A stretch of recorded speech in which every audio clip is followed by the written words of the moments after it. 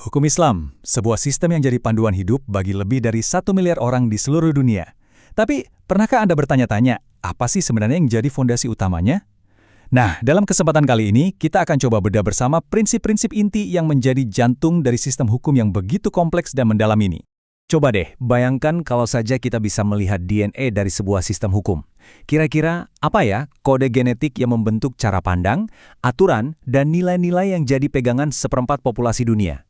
Nah, pertanyaan besar inilah yang akan kita coba jawab bersama. Baik, untuk memulai penelusuran kita harus paham dulu satu konsep kunci yang disebut asas. Ini bisa dibilang adalah fondasi dari segalanya. Jadi, apa itu asas? Secara harfiah ya artinya fondasi. Kalau dalam konteks hukum, asas ini adalah prinsip-prinsip dasar, kebenaran-kebenaran fundamental yang menopang setiap aturan dan pemikiran. Analogi sederhananya ya seperti pondasi sebuah gedung. Tanpa pondasi yang kuat, ini seluruh struktur hukum Islam ya nggak akan bisa berdiri kokoh. Penting untuk dicatat ya, fondasi ini bukan dibuat-buat, bukan asal ada. Prinsip-prinsip ini digali langsung dari 3 sumber utamanya. Pertama, tentu saja, Al-Quran sebagai wahyu.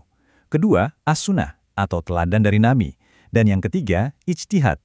Nah, ijtihad ini adalah proses penalaran intelektual dari para ahli hukum untuk memastikan hukum tetap relevan menjawab tantangan zaman.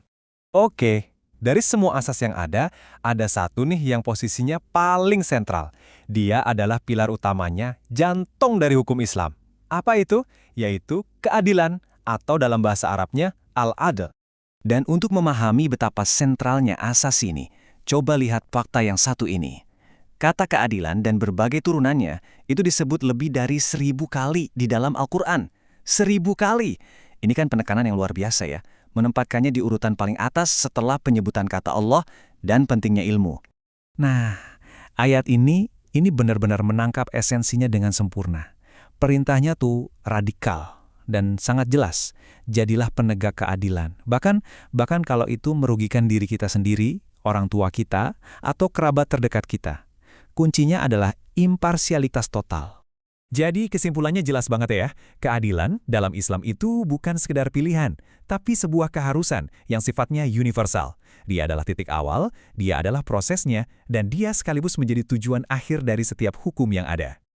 Tapi tunggu dulu, hukum yang adil saja ternyata belum cukup. Dia butuh 2 teman lagi agar bisa berfungsi dengan baik, yaitu kepastian dan kemanfaatan. Nah sekarang, mari kita lihat gimana kedua asas ini bekerja sama, bersinergi untuk menciptakan harmoni dalam penegakan hukum. Oke, di satu sisi kita punya yang namanya asas kepastian hukum. Ini gampangnya gini, hukum harus jelas dan bisa diprediksi. Anda nggak bisa dihukum untuk perbuatan yang aturannya belum ada. Adil kan? Nah, di sisi lain ada asas kemanfaatan. Asas ini menuntut agar setiap penegakan hukum itu harus dan wajib mendatangkan manfaat nyata bagi seluruh masyarakat. Biar lebih gampang, kita pakai contoh praktis ya. Misalnya nih, dalam kasus pembunuhan. Secara kepastian hukum, aturannya mungkin menunjuk ke hukuman mati. Tapi, disinilah asas kemanfaatan masuk dan berbicara. Hakim harus menimbang, apakah eksekusi ini benar-benar membawa manfaat terbesar, atau justru sebaliknya. Nah, kalau ternyata pembunuhannya tidak disengaja, hukumannya bisa diubah jadi denda misalnya. Tujuannya apa? Demi kemaslahatan yang lebih besar. Ini bukan soal melunakkan hukum ya, tapi memastikan hukum mencapai tujuan tertingginya. Nah, kita sudah punya keadilan, kepastian, dan kemanfaatan.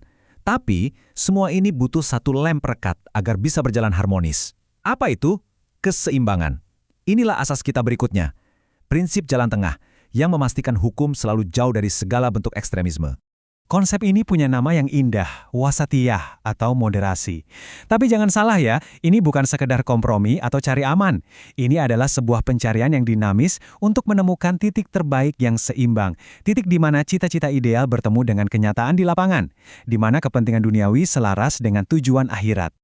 Biar gampang bayanginnya, kita pakai analogi jungkat-jungkit. Di satu ujung ada yang namanya ifrath, ini sikap yang berlebihan, ekstrim kanan. Di ujung satunya ada tafrith, sikap yang meremehkan, ekstrim kiri.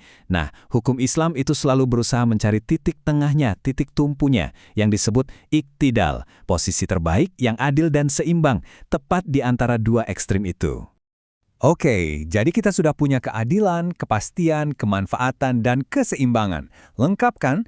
Tapi semua ini buat apa sih? Apa tujuan akhir the ultimate goal yang ingin dicapai oleh semua prinsip ini?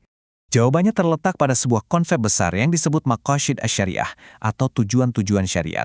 Sederhananya begini, semua asas yang barusan kita bahas itu semuanya bermuara pada satu tujuan utama, yaitu mewujudkan kemaslahatan atau kesejahteraan manusia dan pada saat yang sama menolak segala bentuk kerusakan atau mafsadat.